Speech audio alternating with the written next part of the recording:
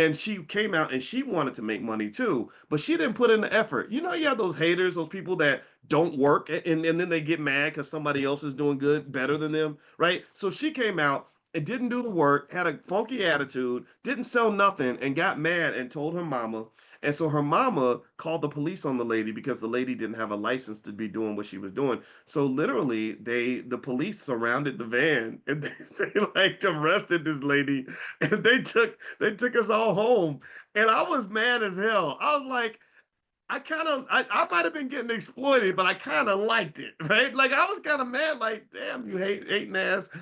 So the point was that little experience of really being in a space where not only did I have more money than I got from receiving welfare from my parents would, give me a little allowance, $5. But what's $5 when you can go out and make 60, $70 in a day? It was like, whoa, wait, there's money out here if you're willing to hustle for it. That stays with you, right? So that stays so you got kids, give them an experience like that.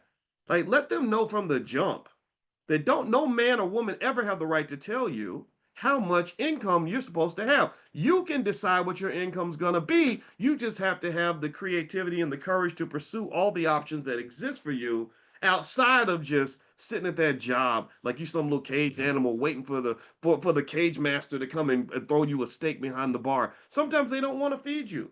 So if you learn how to hunt early, if you teach the kids how to hunt early, then that will stay with them. Once you learn the power, tell me if anybody's ever experienced it. Anybody know? Tell me if you've ever had this epiphany. Once you learn the power of being able to determine your own income and how to make money on your own, it's really hard to go back.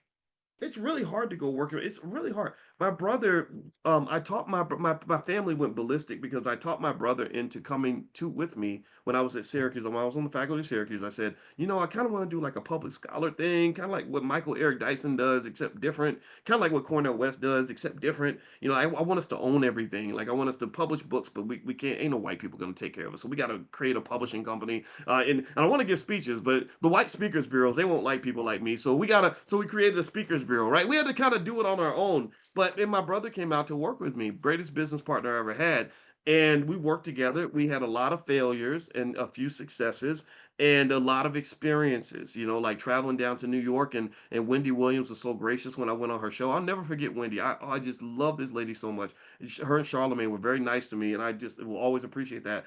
And I remember my brother, as a promise to my mother, he agreed to go get his MBA from Cornell because she was always big into the education piece, like my grandmother was. So she said, I need all my kids to have a master's degree. Please promise me you get a master's degree. So my brother went to Cornell.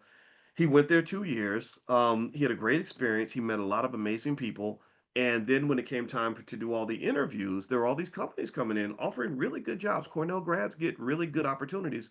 He didn't go to one single interview, I don't think. I got to double check, but I don't think he went to one single, or maybe if he did, it was just for fun. He wasn't looking for a job. And I said, well, why aren't you looking for a job? I said, that's interesting. I said, I was just curious because I understood, but I was curious. And he said, because once I learned the power and the freedom of having my own business, jobs were not appealing anymore. It wasn't interested in working for other people. You know,